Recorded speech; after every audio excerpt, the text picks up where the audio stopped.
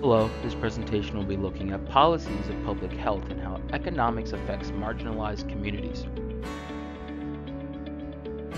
To do this, we're going to be looking at 4 examples of how economic decisions and policies affect public health.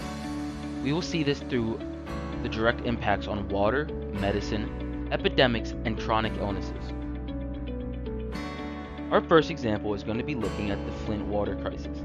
This is a tragic example of how cost-cutting decisions can lead to devastating human and ecological consequences. In 2014, Flint, Michigan switched its water source from the Flint River to save money, despite warnings about the river's corrosive properties.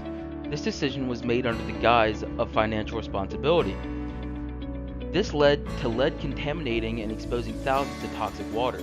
As highlighted in The Blueprint of Disaster by Azil and his colleagues, this wasn't just a failure of infrastructure, it was a blueprint of a disaster rooted in environmental racism and economic inequality.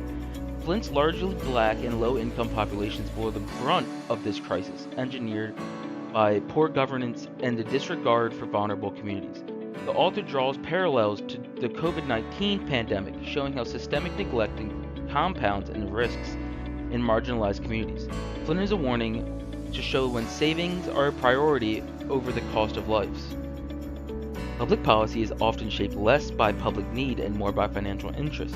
In Dr. Helena Hansen's book, How Racism Shapes the U.S. Opioid Epidemic, she explains that policies have historically been influenced by racial capitalism, a system where profit is derived from racial disparities.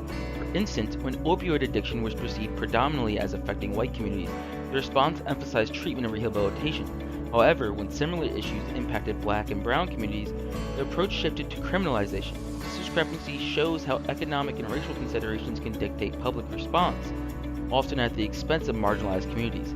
It is a stark reminder to create policies that are equal to all and take in effect marginalized communities. We must critically examine the financial and racial biases that undermine these policies. In capitalist societies, health isn't just a personal state, it's an economic currency. As Varol explains through Parsons' concept of the sick role, illness is viewed as a form of social deviance because it interrupts a person's ability to work and contribute economically. But chronic illness doesn't offer a clean recovery. It lingers and disrupts the economic model built on performance and productivity. Those living with chronic conditions often find themselves stuck between two worlds, expected to follow medical regimes while also being judged by standards meant for the healthy.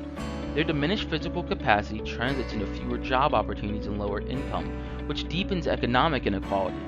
Chronic illness, then, is not a health issue, it's an economic one, shaping labor markets and social roles and the way society allocates value and recognition.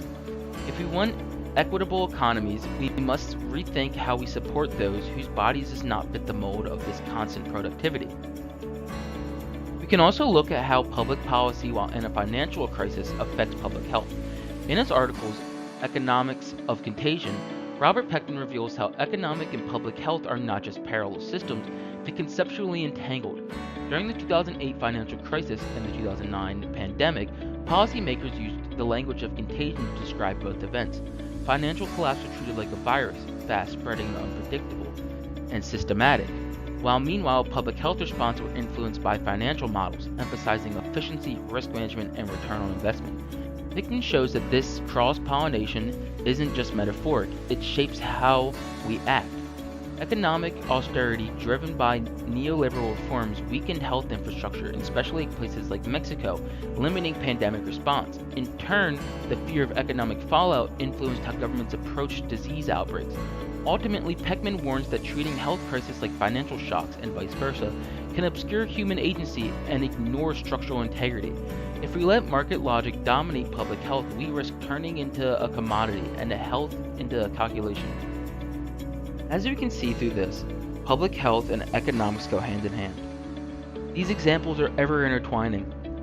Everything we do related to health has a money cost involved, not just immediate medical payments, but also through working and the effects on the larger economic sphere.